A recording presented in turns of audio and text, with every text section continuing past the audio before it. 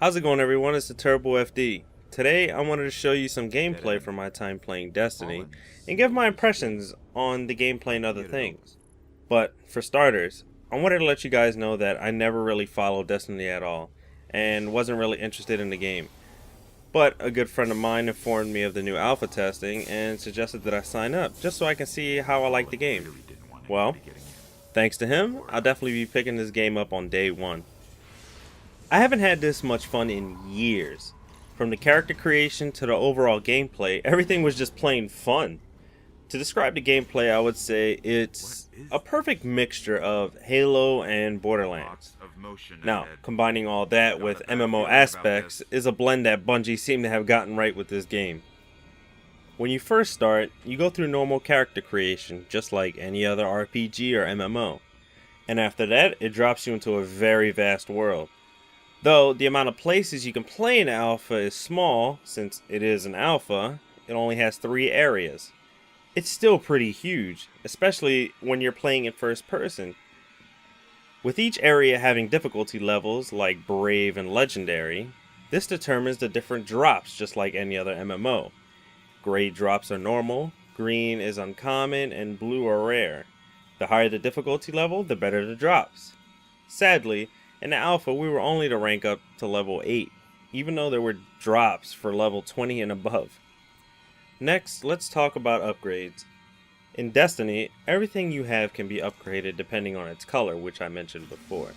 For example, if you have uncommon armor and above, then it gives you stats, and it is able to be upgraded over time. Grays are not able to be upgraded so far from what I've seen in the alpha. The more you use the item, the faster it will upgrade. Your weapons can be upgraded as well as long as you use it a lot. You're able to upgrade the damage output and even change the sights on the weapon, but it all depends on the weapon. Your character also has his or own upgrades just like any other MMO. These upgrades comprise of different things such as grenade types or special powers and your efficiency in combat. You also have special things for each class.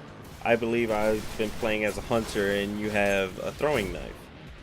These are all interchangeable as well, so you're not stuck with whatever you chose at first. There's a wizard here. Besides the normal open world MMO gameplay, there's also the PvP gameplay known as the Gauntlet. Now this is basically Halo's multiplayer. So far I've only seen 2 different game types. One was the normal domination mode, just like in any other FPS, where you can capture points and hold them as long as you can. The other was basically the same thing, except it had vehicular combat.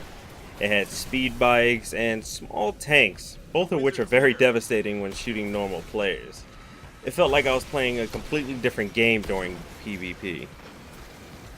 There is one thing I noticed which was really weird. There's a high-level place called Devil's Lair, which is basically a mission going through multiple boss fights. What I noticed was that it specifically said for PlayStation Plus owners. The other different missions never said that. This leads me to believe that you may be able to play certain online areas without needing PlayStation Plus maybe? If so, that's pretty good news for PlayStation owners. It also does have me wondering though, will Xbox One owners get the same treatment? Will they be able to play certain missions without having Xbox Live? If this is true, then I would hope Microsoft allows you to do the same thing as well.